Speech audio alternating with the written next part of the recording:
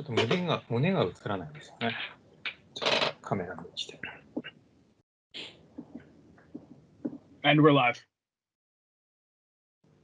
はい、ライブです。はい。では、始めていきたいと思います。Microsoft Build 2022 Day2 ですね。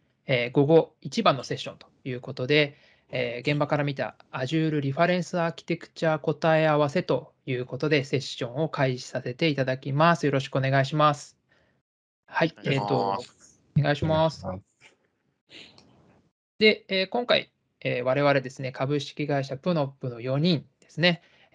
浅見、森島、片倉、そして、司会進行を務めさせていただきます、足利と、この4人でお話を進めさせていただきますと。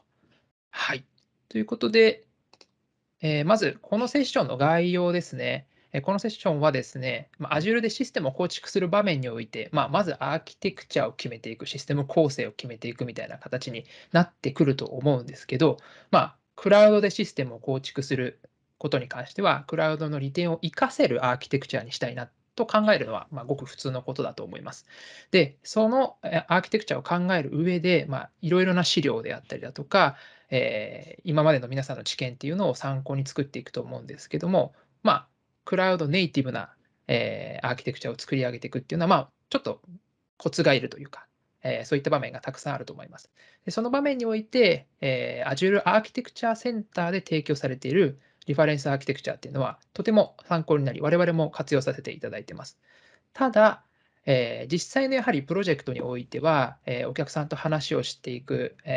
ことで、様々な要件っていうのが出てきます。でそれによって、やはりリファレンス通りには必ずしも進まないっていうことがあると思います。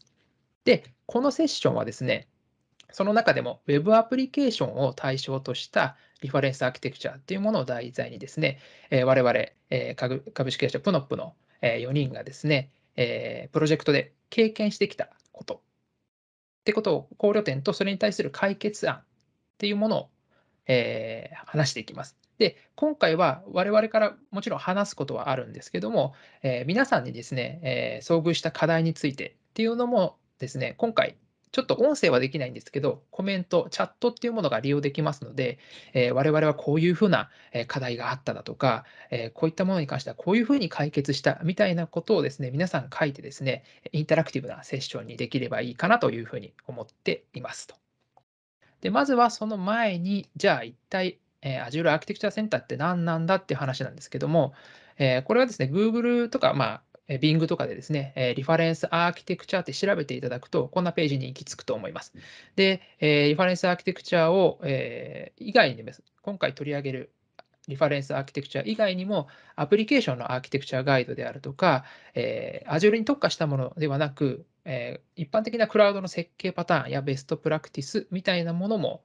ドキュメントとして公開されていますので、ぜひぜひ、参考にしていただければなと思います。で、今回、取り上げる Azure アーキテクチャ、リファレンスアーキテクチャなんですけども、こちらもですね、この写真を撮った時点で701件の登録があって、各分野だとか、各テクノロジーですね、例えば Web のアーキテクチャであるとか、IoT のアーキテクチャであるとか、コンテナのアーキテクチャ、リファレンスアーキテクチャであるとか、そういったものが701件登録されていますので、まずはここを参考にしてアーキテクチャを設計していくっていうことになるかなというふうに思います。で、本日のお題目はこの基本的な Web アプリケーションっていうものをもとにお話を進めさせていただければと思います。で、このアーキテクチャの特徴になるんですけども、前段に Web サーバーがいて、後ろにWeb データベースがいると。あとは管理系のものがあるっていう、で、しかもそれが全てパースのみで構成された Web アプリケーションになっています。で、このアプリケーションのいいところなんですけども、フルマネージドなので、もちろん OS の管理だとか、パッチの適用だとかっていうものがいらない。要は作りたいものに注力できるっていうとてもいいことがあります。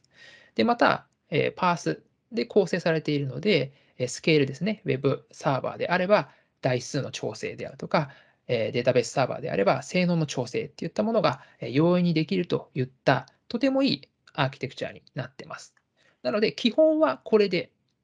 これ、要件がマッチすればこれで作るっていうのがとてもいいアーキテクチャになるんですが、やはり、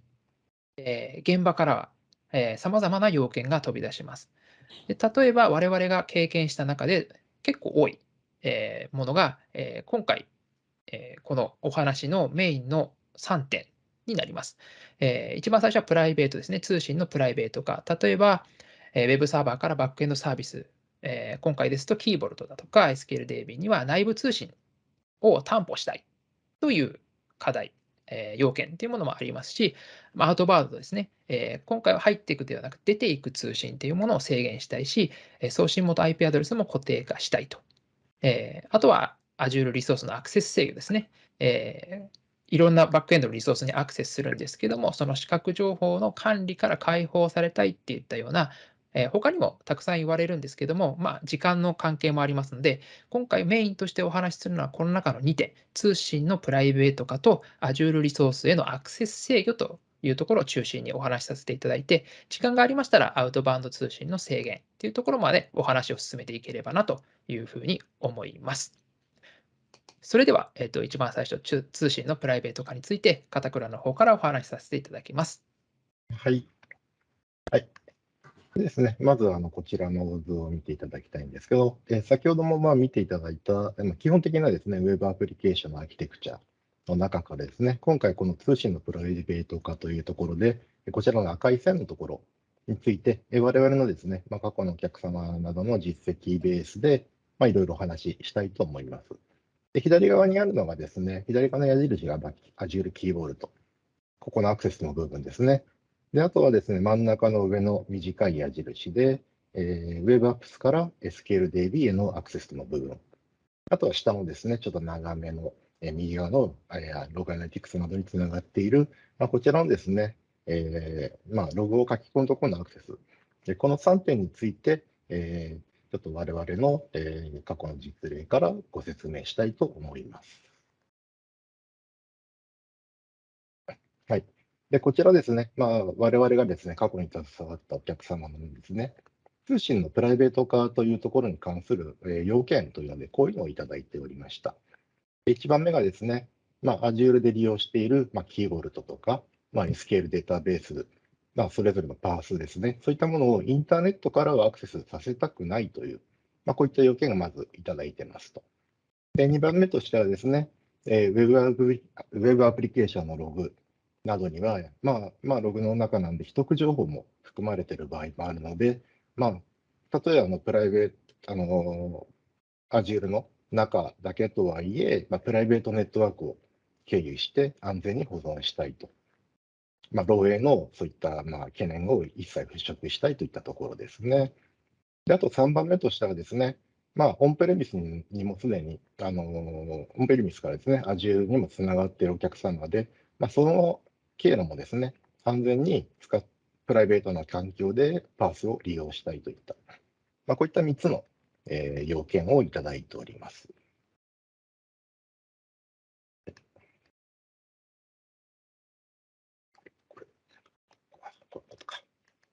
はい。でですね、ごめんなさい。で、Azure のパースでですね、プライベート化をするにあたって、まず最初に思いつくやり方としては、こちらの2種類があると思います。で、1番目がですね、サービスエンドポイントで、特定の仮想ネットワークから、サブネットからのみパースのアクセスを許可するような構成になります。では、この図で言いますと、VM からですね、SQLDB に接続する際に、宛先にですね、接続する際にサービスエンドポイントがあるところだけがアクセスできるという上の線ですね。で、逆に下の、サービスエンドポイントが定義されてない、サブネットからの通信は、パース、SQLDB にアクセスができないといった、こういった形で構成するのが、サービスエンドポイントの、使い方ですね。で、右側がですね、今度プライベートエンドポイントというやつでして、各パースのですね、プライベートリンク機能というのを使ってですね、で、仮想ネットワーク内にプライベートエンドポイントという、リソースを作成します。で、このプライベートエンドポイントごとにですね、ニックが作成されて、こちらがですね、プライベート IP アドレスを、持っていますという構成ですと。はい。ですね、まあ、同じ仮想ネットワーク内にある、まあ、右側の下の VM ですけど、まあ、こちらはですね、プライベートエンドポイントのニックにアクセスすることで、まあ、プライベートネットワーク経由で SQLDB につながるといった構成になっています。はい、で次ですけれども、あとアップサービス、ウェブアップなんですけれども、こちらはですね、この図のようにですね、まあ、VNet 統合という機能を使って、まあ、VNet 内のあるサブネットに、まあ、統合する機能がありますと。で、こちらをすることでですね、VNet 内のリソース、まあ、ここの図で言うと、まあ、VNet、バーチャルマシンがありますけど、こちらにですね、プライベート IP アドレスを使って、兵域のネットワークからアクセスがすることができる、という機能です。ちょっとカッコで書いてありますけど、まあ、今年のですね、本当先月なんですけど、このアップサービスがですね、ベーシック SKU という、まあ、非常に安価な、まあ、テスト開発環境とかで非常にいいんですけれども、こちらでも利用可能になったので、まあ、ぜひこちら利用していただきたいと思っています。はい。でですね、まあ、今回、その3つのお客さんからの、まあ、要件をいただいた中で、まあ、現場では結果としてこういった形の構成にしていますと。まあ、ちょっと図が細かくて見づらいんですけれども、まあ、先ほども登場したですね、Azure キーボルト、左側のある黄色い鍵のマークですね。この Azure キーボルトと、真ん中のちょっと右側にある、まあ、SQLDB。あとですね、まあ、ちょっと右下にプライベートリンクスコープってあるんですけど、こちらのですね、3つのサービスを全部、プライベートリンク機能を使って VNet の中にプライベートエンドポイントというリソースを作って、こちらに、全部プライベートの IP アドレスを定義しています。で、この場合ですね、まあ、DNS による、まあ、各パースのですね、名前解決をするときにですね、プライベート IP アドレスを知らなければいけないというところがありますので、こう上の真ん中ぐらいに、Azure プライベート DNS、まあ、こういったサービスがあるんですけど、こちらをですね、実際 VNet の中に、まあ、リンク設定して、まあ、プライベートな IP アドレスを名前解決で知ることができるような設定も入れてます。はい。であとですね、その先ほどもちらっと言いましたけど、右下に、あまり皆さん使われているお客さんあまり聞かないんですけれども、Azure モニタープライベートリンクスコープというのがあって、まあ、これもですね、プライベートリンクの機能の中の一つなんですけど、右側にある Azure モニターですとか、ログアナリティクス、アプリケーションサイト、こちらなどの、まあ、機能についても、プライベートのネットワークを経由して、まあ、ログとかメトリックの情報とかを保存することができるといった、機能になっています。はい、で、次ですけれども、ちょっと時間もあるので、まあ、ちょっと考慮事項、プライベート接続、今回の、我々がやった、構成、追加の構成をしない場合の主なその他の考慮事項なんですけど、まあ、SNAT ポートの枯渇というのも、ちょっと視野に考えている必要がありますと。要は Azure のパースとかですね、ウェブアップからインターネットに、の外にアクセスする場合にはですね、必ず Azure が持っているプラットフォーム側のロードバランサーを経由、しますと。で、その時にですね、Azure が持っているパブリック IP アドレスを使うんですけれども、その時に、ね、同時接続ができる、まあ、SNAT ポートの数に制限があったりしますと。で、これですね、使うサービスによっても違うんですけど、まあ、今回で言うとアップサービス、ウェブアップの場合ですね、1インスタンスあたり、最低で128ポートは確保、されているんですけれども、ちょっとそれ以上にですね、同時接続をするとですね、外部とか、外部のサービスとか、他のパース、まあ、キーボルトとか、SQLDB とかですね、こちらにつなぐことができなくなる場合があるので、ここは注意ですと。で、こういったですね、SNAT ポートの枯渇を、まあ、心配しなくていいようにするのであれば、先ほどのですね、まあ、サービスエンドポイントやプライベートエンドポイントを使うことで、まあ、Azure のパース内の通信については、こういった、SNAT ポートの枯渇という、心配もなくなるというところがありますので、まあ、そういう意味でも、そうですね、今回みたいな、追加の、プライベート化というのは非常に有効かと思います。この問題ってよく聞くんですけど、い意外とご存知ない方が多くて、設定されてないとか、この問題に当たる方が多いなっていう印象があって、そうですね。こういう回避っていうのもできるんだよっていうところを知っていただくといいかなと思いますよね。そうですね。テストとかでは大丈夫なんですけど、本番で大規模なトラフィックが来たときに、こういったアクセスができなくなってしまうという状況がたまに発生するので、そういったときにはこういうことも考慮してねっていう話になりますね。はい。ご質問は特に今のところいただけてないようなので、引き続きですね、ちょっと時間もたないので、次、森島の方からですね、Azure リソースのアクセス制御というところについて、話していただきたいと思います。じゃあ、森島さん、お願いします。はい、引き続き、森島の方から Azure リソースへのアクセス制御ということで、よくある現場のシチュエーション的なところをお話ししていきたいと思います。でこちらについても、先ほどのアーキテクチャでですね、これをベースに話していきますと。で、通常のアプリケーションですと、WebApps から他の Azure リソースへのアクセスですね。例えば SQL のデータベースであったり、ブログのような Azure ストレージにアクセスすると思うんですけれども、この時に問題になるのが、これらにアクセスするためのパスワードなどの視覚情報や、アクセス制御ですね。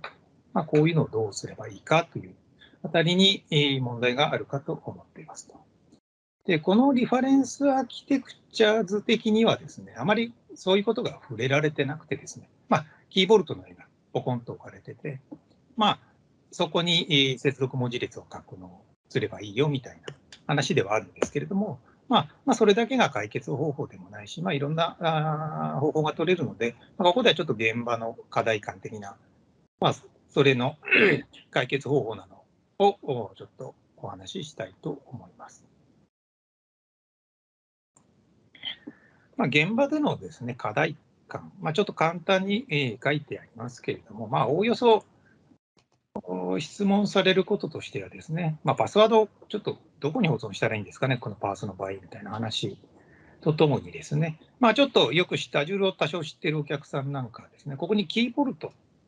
ていうのがあるんですけれども、ここに何か保存できるって聞いたんですけどみたいな話とか、そもそもこの鍵付きのキーボルトってどうやって使うんですかというような形で話題になることが多い印象ですと。で、我々の視点からですね、私はどっちからっていうと、そのアプリケーション開発者としての視点が大きいんですけれども、お客様のそのマイグレーションするアプリケーションだとか、そういったコードを見たときに、アプリケーションの構成ファイルにそのまま接続文字列、昔からの方法で書かれてますねみたいな。これはちょっとどうにかした方がいいですよみたいな提案とか、ちゃんと権限管理は正しくしましょうねみたいな提案をさせていただくこともありますと。こういったことはですね、意外と隠れた要件になっていて、お客さんもあまり意識せずに、従来の手法を踏襲することが多いんですけれども、パースになるんだったらパースの流儀に従った方がいいですよみたいなことはいつも常々言っています。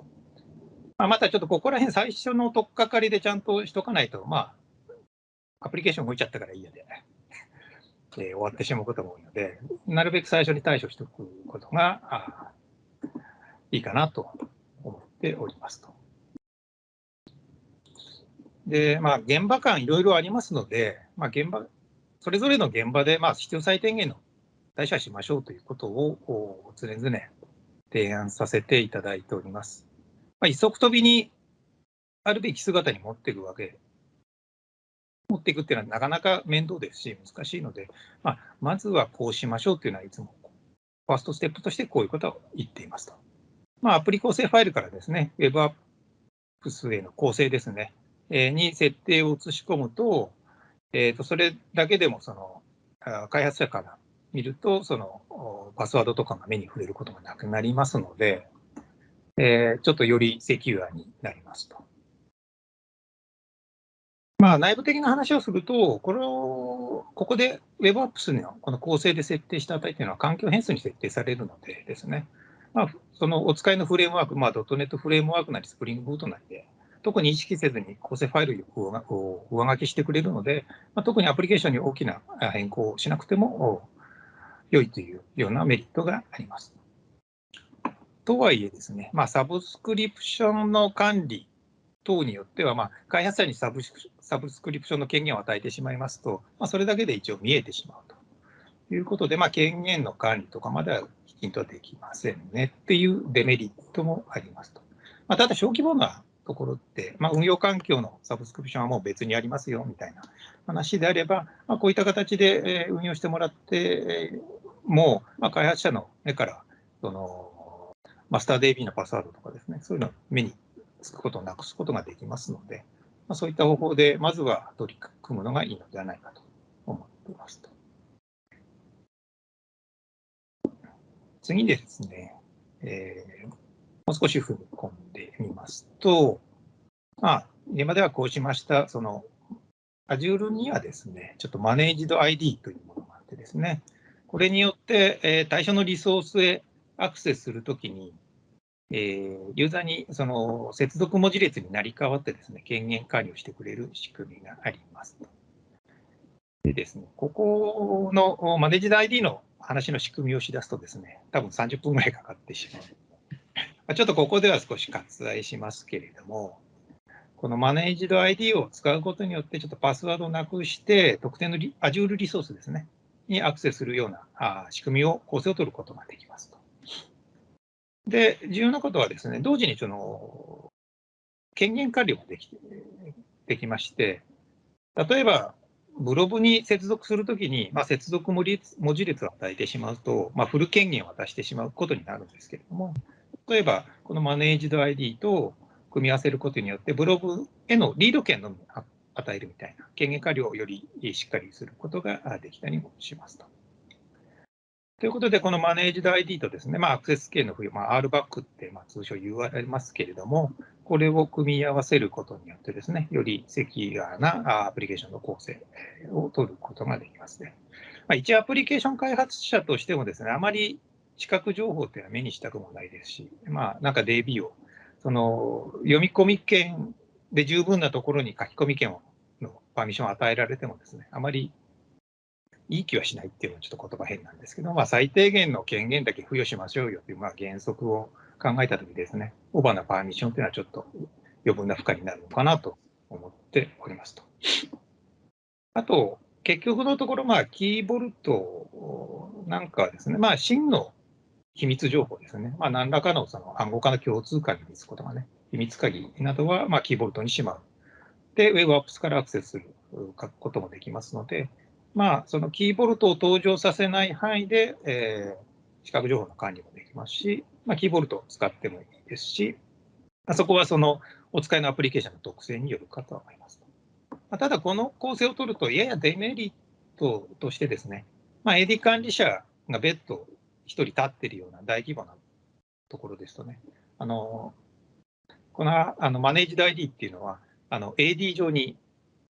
サービスプリンシパルと呼ばれるものを作ることになるので、その AD 管理者とサブスクリプション管理者が別だったりすると、ちょっとややマネージ ID って何ぞやとか、AD にちょっとこれ作ってほしいんですけどみたいな、ちょっと説明がいてですね、ちょっとプレイヤーが増えて、ちょっとそういった面で煩雑になったりする可能性があります。でですね、ちょうどタイムリーなことにですね、ビルドの2022でサービスコネクターというのが GA しましたと。で以前でしたらちょっと、いろんな手間が発生していたんですけれども、これを使うと今までの説明したような設定が割合と簡単にできるようになってました。これちょっと設定例の一面ですね。で、接続先はその Azure リソース、ストレージ、DB、各種、Cosmos など多岐にわたって設定できてですね、でそれらの接続方法をそのマネージド ID か、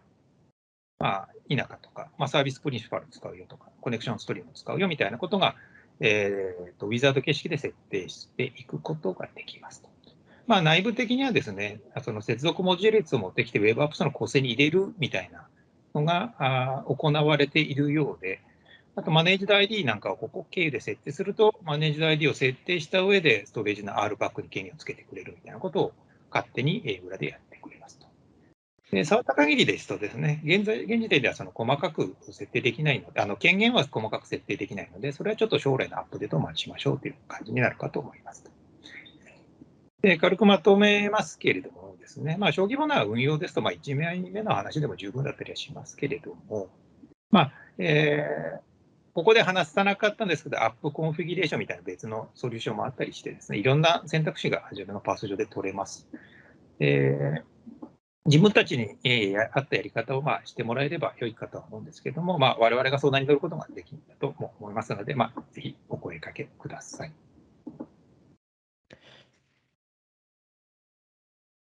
それでは、足利に。はい。そうですね。時間も差し迫ってきましたが、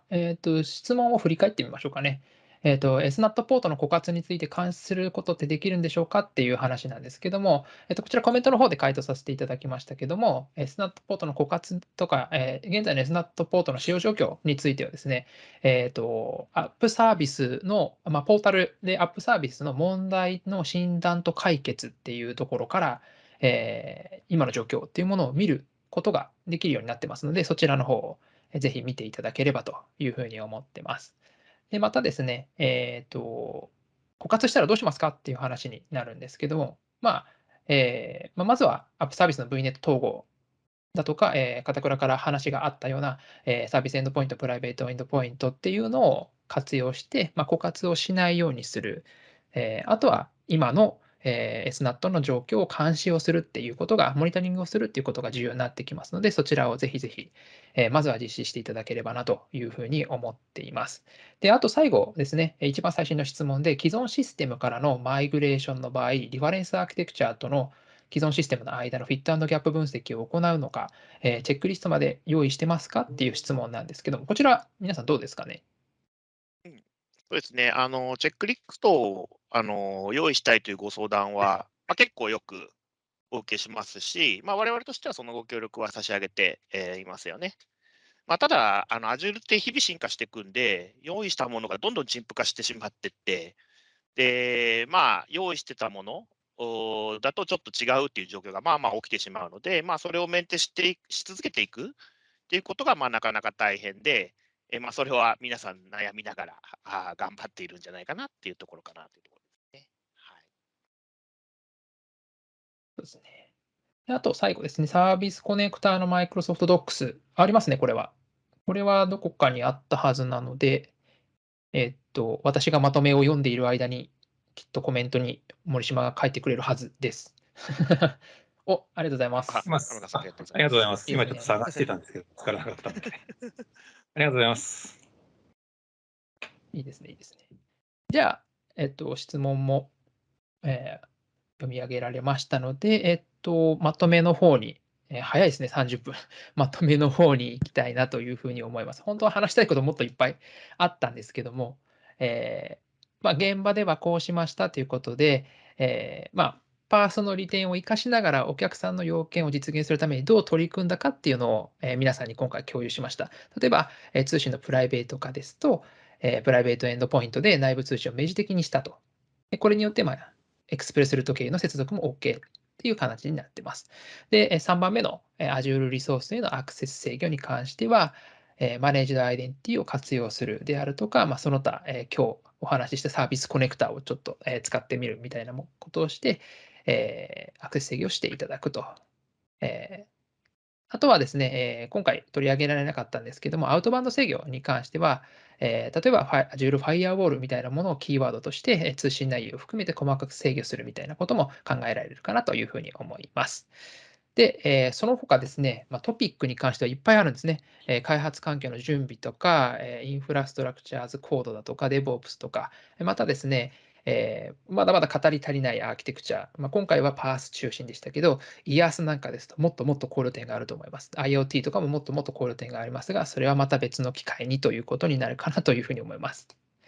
で、本日、紹介した要素が含まれているリファレンスアーキテクチャに関しては、こんな感じで、要素要素で、また別のリファレンスアーキテクチャが公開されていますので、ぜひぜひ、参考にしていただければなと思います。資料に関しては後ほど公開します。で最後ですね、我々、プノップのご紹介をさせていただきたいなというふうに思います。はい、そこは私から、このセッションは、株式会社プノップ、我々プノップの4人で担当させていただきました。ちょっと私も資料書いたんですけど、時間の都合上省かれてしまって、ちょっと寂しかったんですけれども。はい。で、私たち、株式会社プノップはですね、マイクロソフト Azure がリリースされた当初からですね、10年以上も Azure で仕事をしている人たちが多く集まって、Azure の技術支援を提供しています。Azure 経験豊富な私どものエンジニアが皆さんのプロジェクトでの Azure の悩み事であったり、課題に対するアドバイスを差し上げたり、あるいは Azure 環境の構築、あるいは、Azure での開発を提供させていただいています。このセッションでお話しさせていただいたように、皆さんのプロジェクトに合った Azure の構成にするにはどうしたらいいのか、あるいはこのような構成を考えてみたんだけど、これでいいのか、〇〇をやろうとしたらうまくいかないんだけど、などなど、皆さんの Azure でのプロジェクトのお困りごとや相談したいことなどありましたら、ぜひ、こちらに書いてあるところまでご連絡をいただければと思います。さて、このセッションはここまでとなります。皆さんいくつかコメント、質問等もいただいたおかげで、盛り上がったセッションになったんじゃないかなと思います。多くの皆様にご参加いただき、どうもありがとうございました。それではこちらでここは締めさせていただきます。どうもありがとうございます。ありがとうございましたありがとうございま。した。ありがとうございました。